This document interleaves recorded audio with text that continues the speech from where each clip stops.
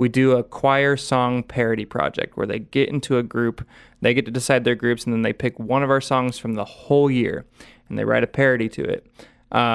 It is often disturbing. Sometimes they're hysterical, and they make these Regina videos. Celli- They go all out with these videos. Regina Celli 2 years ago was changed from Regina Celli to something, whatever they decided they were going to do with that. It Something was very disturbing. Dingleberry. Why did you say it? Well, we're talking I was about trying to it. give you a way out, so you didn't No. have to say that. It's so disgusting. It's disgusting, but do we show it to every class because it's kind of magical?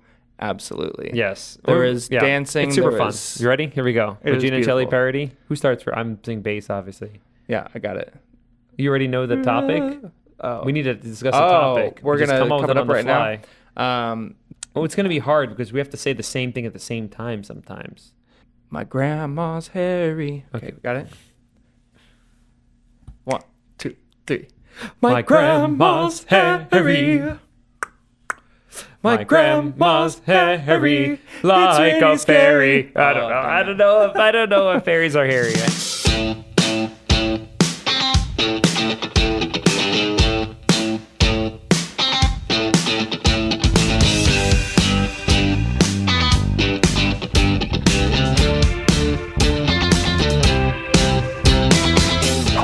Hello and welcome to this week's episode of the Choir Guys podcast, brought to you by Endeavor Music Publishing. My name's Blake Richter. And I am Danny Gutierrez. Well, it's concert season, Danny, so you know what that means. We're exhausted, and we need things to do after our concert, so stick around and we will talk about that. How are you? I'm all right. You had a birthday last I week. did. How That was cool. It was nice. My friends, like you and others, helped organize my house a bit, which was cool. It was fun. Got to hang out with the kids, Yeah, that was fun, and eat pizza. eat pizza. Yeah, it's been good. Just getting around concert season as you have currently. It's a lot of stuff happening at one time, and we also have conferences that we're preparing students for, which is something. So with conferences and concerts also entails after school rehearsals. It entails a lot of parent communication. It entails getting everyone on the same page, which is challenging, Yeah. So we had a concert on Monday night, and that was today's Thursday, so it was 3 days ago. And you know what? I decided this year, I have a 3-month-old. It's been a crazy semester. I decided to not have anxiety or stress about this concert. You just decided? I just decided. How did that work? How did your decision work? I just thought, they're as prepared as they're going to be. Do you normally get stressed for concerts? I always get stressed. I care what people think all the time. And this time I was like, I don't care what people think. I care what my kids think. And I care what I think. And I was like, they're prepared and they're ready. Is it going to be the best concert in the world? No. Mm-hmm. But was I happy? Yeah, I was. Yeah, they did great. It was interesting. So we did the collaborative part for for our concert with one of the ensembles at the high school and one of the ensembles at the junior high. And I've seen you very animated before, but I feel like the more people that are there, the more turned up you get. Yeah. Do you ever feel that way? And here's the thing. Your kids are my old kids. And so seeing all these kids, some of them I've known since 5th grade, and I taught them in 5th grade before I came over to the junior high. And so seeing those kids again and getting to conduct them again is it's such a gift, and it just it's energizing. It gets me going. Yeah, I was watching you now. I was like, I don't think I can produce that type of energy. So I just watched you all right. Well, also let's do it was the premiere of my new piece, and I was like, this is going to be fun because we're combining the two choirs, and our boys at the junior high are going to sound real good because your boys at the high school are singing with them. It's funny.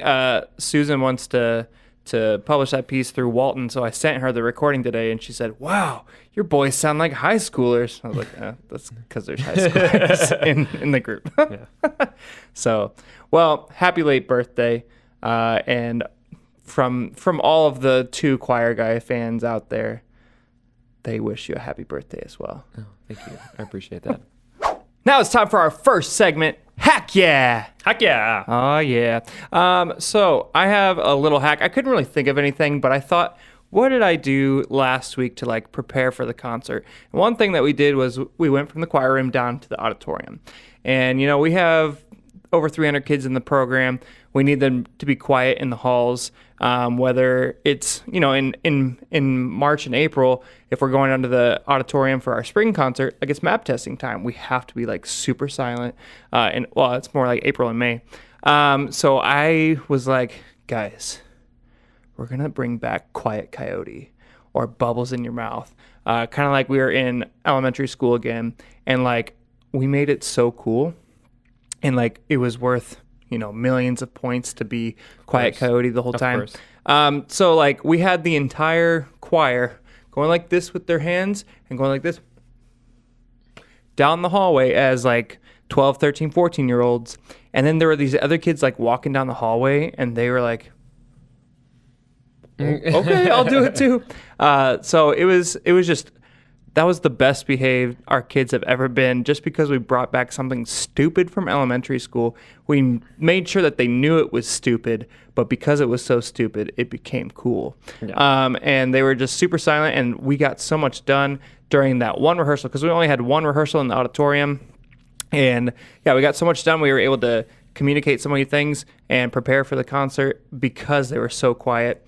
And because of that, it was the best our concert has ever gone logistically, like walking on stage and like walking back to seats, and like it's always a puzzle to do. And because they were so silent and so focused that day because of stupid Quiet Coyote, it was the best the logistics have gone in a concert.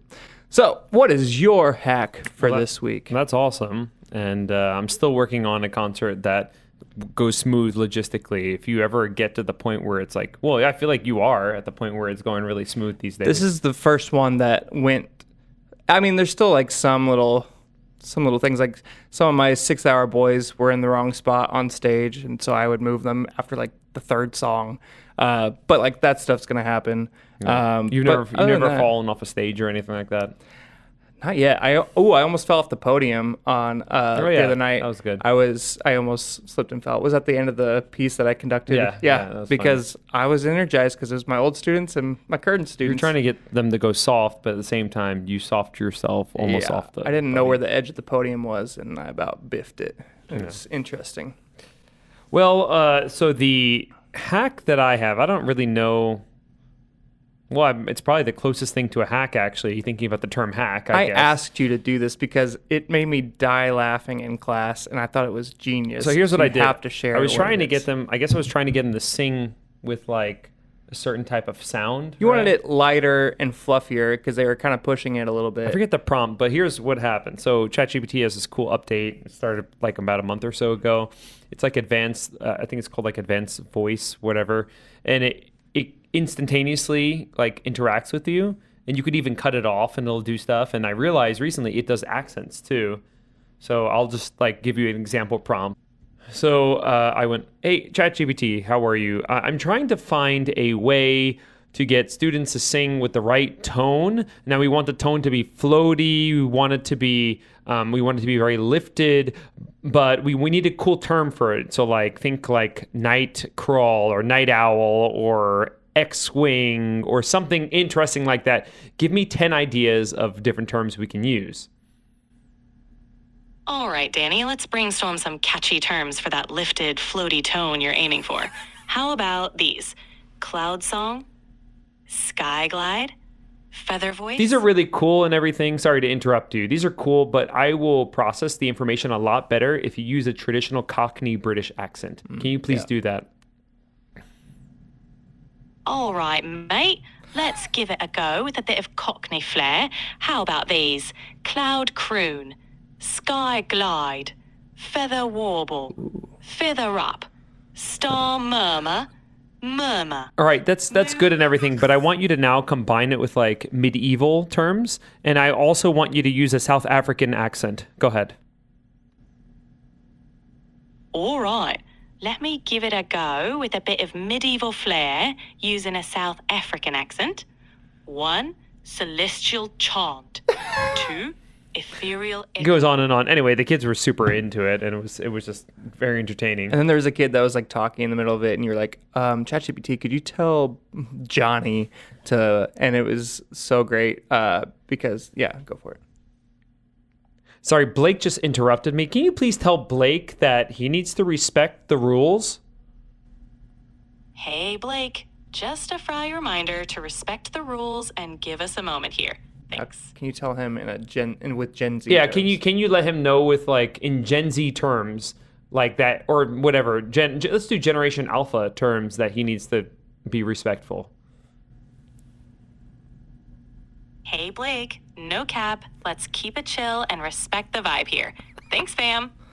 Wow. It's crazy. I know. So obviously fun. the boys loved that, and they couldn't hear it very well because they were laughing so hard the whole time. But if you subscribe to ChatGPT or you pay like a monthly... I don't get the new one. The new one's like $200 a month. Yeah, no. I'm not paying that much, but it's fun. I do it because I use it for a lot of different things. Beyond just goofy stuff. I do it for efficiency, work productivity, and emails. All sorts of emails. I use it just to get the organizational aspect down, and it just puts it all together. Like I'll give the ideas, I'll give the content, but it just kind of puts it in the right spot. But I have to make sure it doesn't sound like ridiculous because it's offensive, right? If you send an email and you're angry, and then you get an email that you can tell clearly has been using ChatGPT. So I'm very mindful of making sure that it just sounds like me, but just gets the framework done so I can communicate faster. Yeah, ChatGPT, not a sponsor, but could be. Yeah.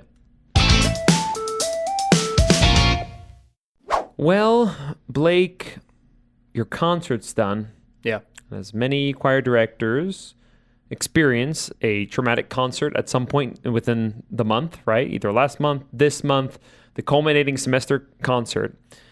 How do you navigate? This is the question we're going to consider today. How do you navigate what to do after the concert? So we're going to have a conversation about the things that we do after a concert that may work for us. I know it's hard. Sometimes you're trying to come up with ideas. You're like, how do I keep these kids from going crazy, right? Yeah. And that's the point of this. Anything else to add to that? We also asked some of you, like, what do you guys do after the concert? So we'll share some of those things that came in, and we will be stealing some of those things as well in the future. So a lot of this is geared toward after your winter concert. However, you can use this after any concert, whether it's a pre-contest concert, a fall concert, a spring concert, whenever, Pops concert. You can use any of these just to take a little break or not take a break after the concert. Those things. Which leads me to my first point. There you go. So this is kind of hardcore, but then it's not because it's literally what I do. So this is an idea of what to do after the concert. Change nothing.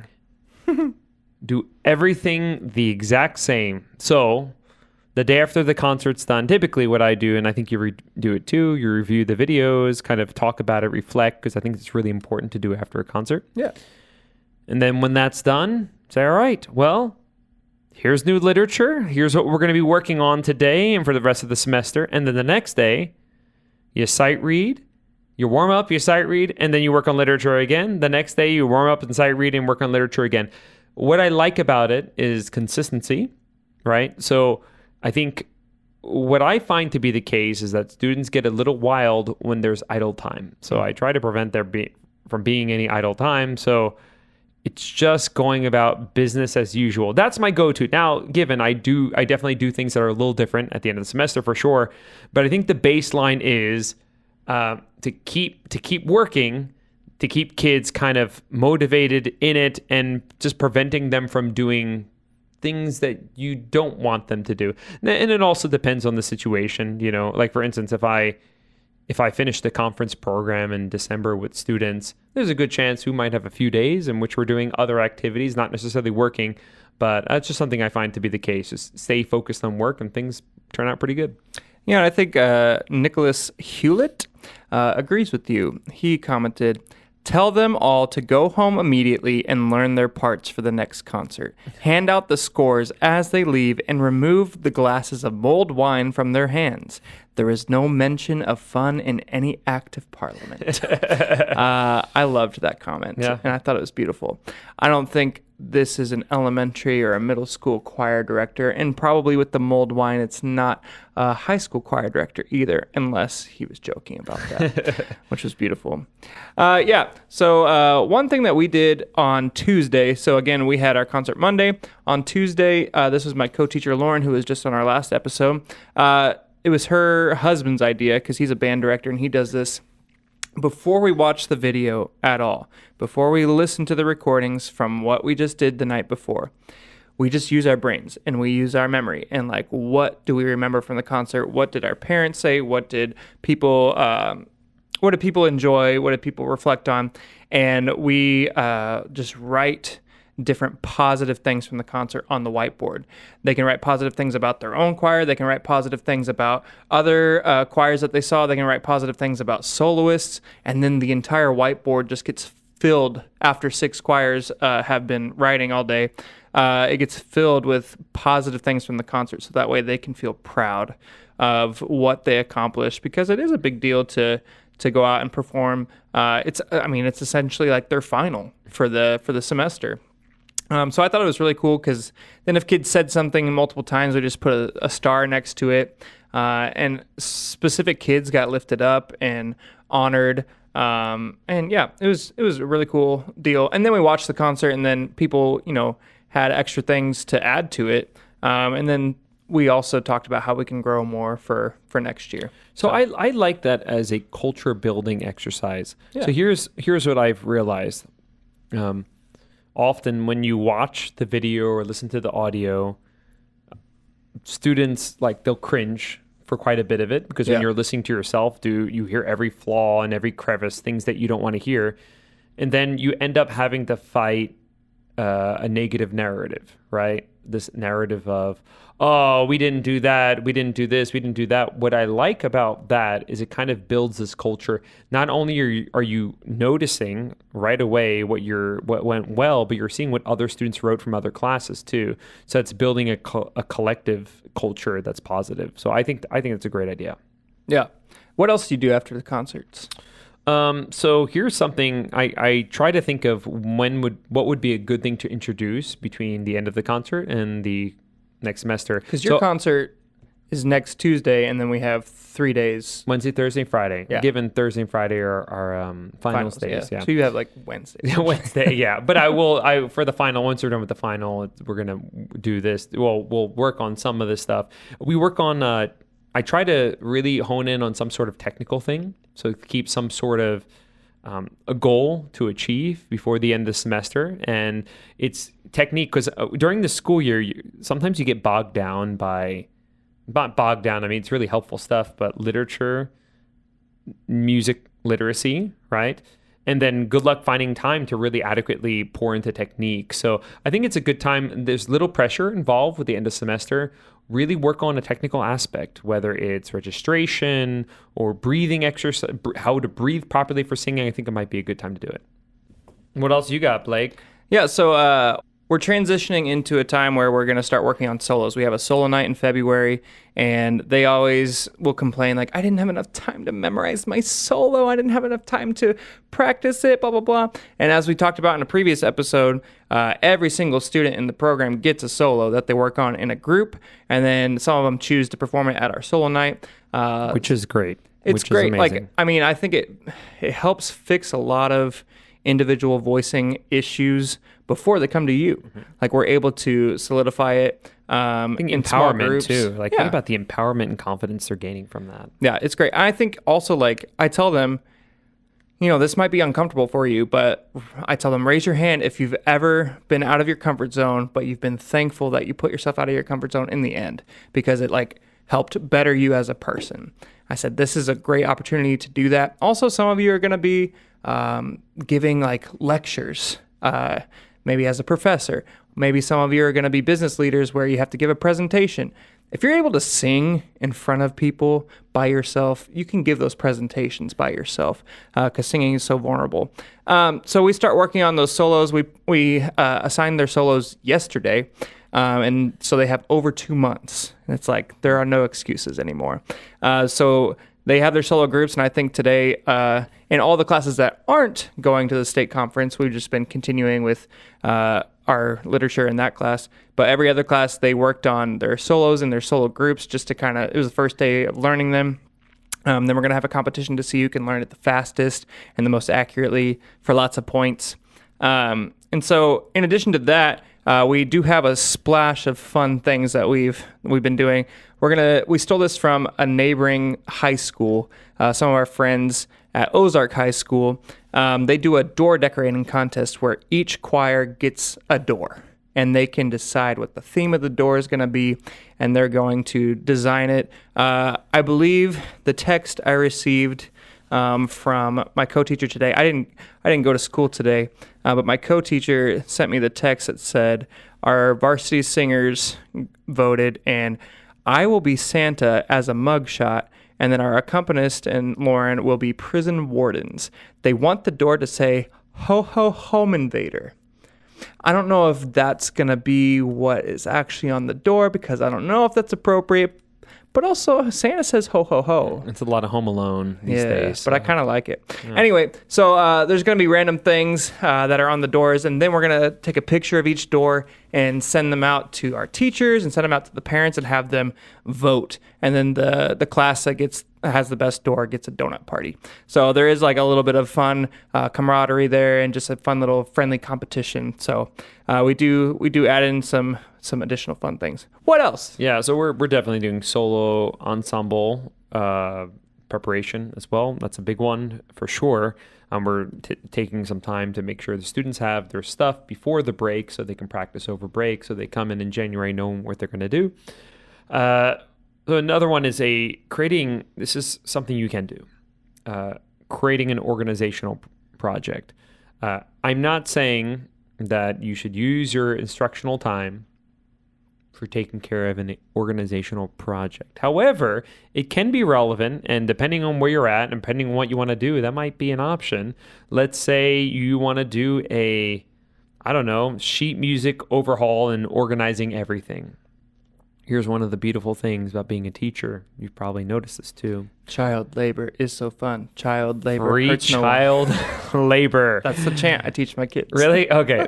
Child labor hurts no one. Yeah, it's beautiful. Yes, that's exactly it. So if they have, I realize alphabetizing is not easy sometimes, and it takes the right students to get the job done, but it might be a good way to get something done, also giving students investment in the classroom. They're making it. They're creating the organizational systems. It'll make for a more invested student, potentially. I don't know. How about you? What do you got? Well, yeah, and I feel like at least some of my students would do it way better than I could do it. That's for sure.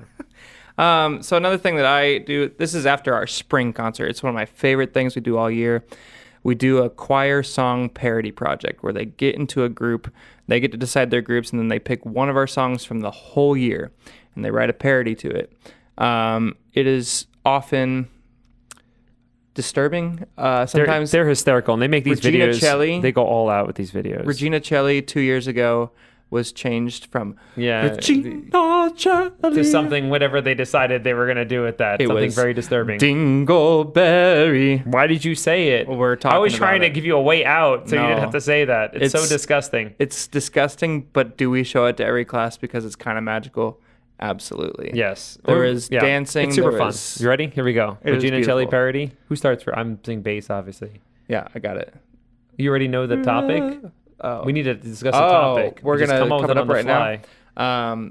Oh, it's going to be hard because we have to say the same thing at the same time sometimes. My grandma's Harry. Okay, we got it. 1, 2, 3. My grandma's Harry. My grandma's hairy like really a fairy. scary. I don't know if fairies are hairy. Anyway, it's just a really fun project. We've had, the song Farewell My Love. People have turned it into Farewell My Dad. It's kind of sad. We've had the song "Mary Had a Baby," arranged by Mark Hayes. People changed it to "Jesus Had a Baby." Plot twist. Oh, okay. Yeah, it was confusing. "Lovely Day," arranged by Robert Gibson, was changed to Chick-fil-A one time. Hey. So it's just a really entertaining. I mean, it's more entertaining for us than it is for them, because we just get to sit back and watch them be creative and then be entertained at the end of the week. So it's a beautiful thing. But yeah, I also want to point out all of your stuff about continuing on is supported by the one and only Roger Emerson. He commented on our deal, and he said, "Start on new literature, particularly the demanding contest material." So it's supported by the Roger Emerson. Wow. Get him focused on something else. Yeah. What else you got? I think that there's some merit to winter celebrations. Now, this is where things get a little, speaking of hairy, this is where things get a little hairy. Because it does definitely get you out of the normal routine. It's a little more loose in the classroom. I would say rather than winter celebrations, I think team building is really effective. Yeah. That might be a good time to do it. You know, you're not bogged down by having, like, you don't have to have a performance the following week or a contest the next week. It's a good opportunity to invest in other people, and it gives it the feeling of something fun, something different. I think it's effective. I normally incorporate some sort of thing at some point. I think last year we did a tournament actually for what? A tournament. A tournament? You're such a New tournament. Yorker. How do you say it? Tournament. You're such So a New Yorker. The vowel uses Tournament. Tournament? Not tournament. I know. Tournament. I guess it does. I've never thought about Tournament. that. I'm going on tour. I'm going on a tour across the United States of America. I guess it does start with tour. I've never thought of that. Huh. Okay. Anyway, sorry. I had to talk about it. Anyways, we had a, I'll be honest, we had a Smash Brothers tournament at the end of the winter semester last year, and it was super fun, and we did go back to work after that. I think it's something out of the important norm. to take a break and like have some fun. I know Caitlin Aldridge commented and said that her student leaders plan some fun days to celebrate, and they're doing a gift exchange, candy salad, board games, holiday movie, all that kind of stuff. So if you as a teacher, if you don't want to plan anything, but you want to do something fun, let the students do it. Yep. That's a beautiful thing about being a Super teacher. Another thing that somebody commented, Olivia Howard, she commented that she has a 15 days of reindeer games that she does, and I asked her exactly what that entails, and she sent me all the different games that she plays. So I'm going to read off some of these, and then she sent like this spreadsheet that has the name of the game, the materials that you need, and then also the directions for all the games. And so I think if you would reach out to her, she would be more than willing to share it with you. But she's got a bunch of different Name That tunes. So one category is Christmas pop, another category is holiday classics, another category is like holiday movies, that kind of stuff. Then she's got Carol Pictionary, Christmas Just Dance, and then she's got Backwards Christmas Songs, Finish the Christmas Lyrics Kahoot, Carol Hum-a-Tune, and then Name That Christmas Tune Solfege Edition. That's fun, especially for like middle school voices. Yeah. And then Holiday Tune Flashcards, Christmas Carol Bingo, and like a bunch of different things. Did she come up with these, or she compiled them? Basically? I think either she compiled them in one thing or she came up with them. But yeah, it's. I guess she says that they sort into houses, so it's all about the points. Which, I mean, I'm all about the points. Yeah, so. That's so cool to me. Like just the creativity. Like I love hearing things that are creative. Like creating an opportunity for end of the year, winter break, music theory, and everything else she's teaching. That's really awesome. I love it. Yeah, it's beautiful. Well, if you have any other ideas for after the concert, what you do, comment below this video so that way we can steal things, because that's the beauty of teaching. We are allowed to be thieves, and that's why I became a teacher. I don't know about you. Like Marvin Harry. Yeah, we were gonna be ministers, and then we were like, nah, we want to be thieves. Beautiful. Yes. All right, before we go, we have some time for choir news. Blake, what is the choir news that you have today? So this is a shameless plug. So as some of you know, I have arrangements and different compositions that are out with Walton and Endeavor Music, and I know whenever I go to plan for concerts and stuff, I usually go to Spotify and I just like start listening to stuff.